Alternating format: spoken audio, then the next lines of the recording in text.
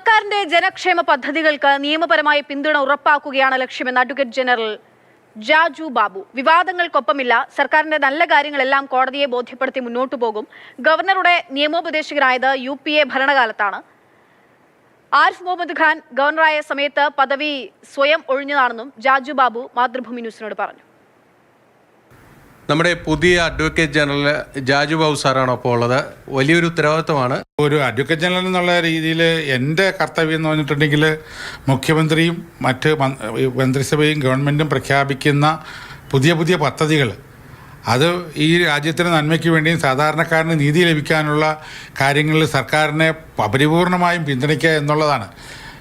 കോൺട്രവേഴ്സിയേക്കാൾ ഞാൻ മുൻഗണന കൊടുക്കുന്ന ഇതാണ്. അതായത് സർക്കാരിൻ്റെ പല പദ്ധതികളും വരുമ്പോൾ ആ പദ്ധതിയിൽ നിയമപരമായ എല്ലാ കാര്യങ്ങളും ഉറപ്പാക്കി സർക്കാരിന് ആ പദ്ധതികളുമായി മുന്നോട്ട് പോകാനുള്ള ഒരു എല്ലാം ഉറപ്പാക്കുക, അതാണ് AGയുടെ ഏറ്റവും പ്രധാനപ്പെട്ട കർത്തവ്യം. ആ രീതിയിലാണ് താങ്കൾ ഉദ്ദേശിക്കുകയും ചെയ്യുന്നത്. തീർച്ചയായിട്ടും കോൺട്രവേഴ്സിയേക്കാൾ ഉപരി മനുഷ്യന് പോസിറ്റീവായിട്ടുള്ള ഗുണങ്ങൾ സർക്കാരിൻ്റെ ഏത് പുരോഗമനമായ കാര്യങ്ങളും അതുപോലെ തന്നെ പുരോഗമന പദ്ധതികൾ, ജനനന്മയ്ക്കായിട്ടുള്ള എല്ലാ പദ്ധതികൾ, പാവപ്പെട്ടവൻ്റെ ബുദ്ധിമുട്ടുകൾ ആശ്വസിപ്പിക്കാനുള്ള പദ്ധതികൾ, ഇതിലൊക്കെയുള്ള പഴുതുകൾ ചൂണ്ടിക്കാണിച്ച് കേസ് വരുമ്പോൾ അതിൻ്റെ യാഥാർത്ഥ്യം കോടതിയെ ബോധ്യപ്പെടുത്തി ജനങ്ങൾക്ക് ഗുണകരമായ രീതിയിലും സർക്കാരിൻ്റെ ഈ നല്ല കാര്യങ്ങളെല്ലാം കോടതിയെ ബോധ്യപ്പെടുത്തി അതിനെ സാക്ഷാത്കരിക്കുന്നതിനുള്ള ഒരു സംവിധാനം ഉണ്ടാക്കി കൊടുക്കുകയാണ് അഡ്വക്കേറ്റ് ജനറലിൻ്റെയും മറ്റ് സർക്കാർ വക്കീലന്മാരുടെ ചുമതല. അത് നടപ്പിലാക്കണമെന്ന് എൻ്റെ ആഗ്രഹം. താങ്കൾ ദീർഘകാലം ഗവർണറുടെ ഒരു നിയമോപദേശകനൊക്കെ ആയിരുന്നു, ചാൻസലറുടെ സ്റ്റാൻഡിംഗ് കൗൺസിലായിരുന്നു. അതുമായി ബന്ധപ്പെട്ടൊക്കെ ചില ആരോപണങ്ങളോ ആക്ഷേപങ്ങളൊക്കെ ഈ സമീപ ദിവസങ്ങളിലൊക്കെ വന്നത് ശ്രദ്ധയിൽപ്പെട്ടിട്ടുണ്ടോ?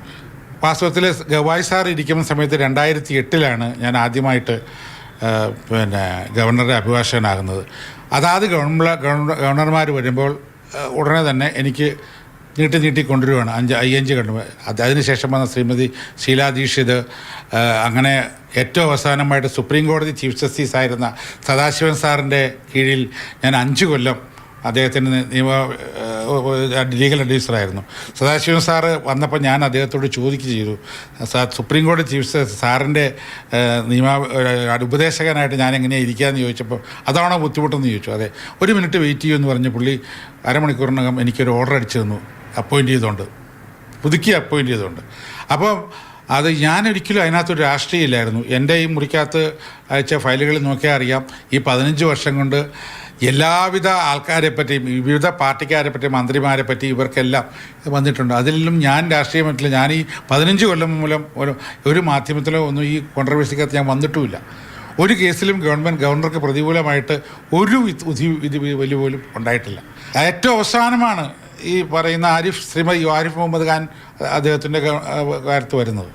അതുകൊണ്ട് ഞാൻ അങ്ങനെ ഒരു രാഷ്ട്രീയമല്ല എന്നെ ഒരിക്കലും ഇത് എടുത്തത്. പിന്നെ 15 വർഷമായി, ഞാനും 10-15 കൊല്ലമായില്ലേ, ഏത് ജോലിക്കും ഒരു ഇത് വേണ്ടേ? അന്ന് അങ്ങനെ മാറിയെന്ന് കൂട്ടിയാൽ മതി. ഞാൻ സ്വയം മാറിയതല്ലേ. ചിരിച്ച മുഖത്തോടുകൂടി എപ്പോഴും കാണുന്ന ഒരാളാണ്, എല്ലാവരോടും വളരെ സൗഹാർദ്ദത. ആ ഒരു കാര്യമായിരിക്കും ഇനിയും കോടതിയിൽ. എൻ്റെ ജീവിതത്തിൽ ഞാൻ കരയാൻ നിർബന്ധിതമാകുന്ന അവസരത്തിൽ ഒഴിച്ച് ബാക്കി മുഴുവൻ ചിരിക്കണമെന്ന് വിശ്വസിക്കുന്ന ആളാണ്.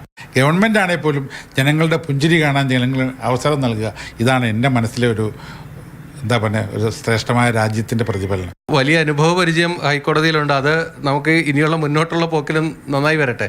എല്ലാ ആശംസകളും നേരുന്നു. Thank you very much. Antony ഗ്രിഗറിക്കൊപ്പം ബിനിൽ, മാതൃഭൂമി ന്യൂസ്, കൊച്ചി.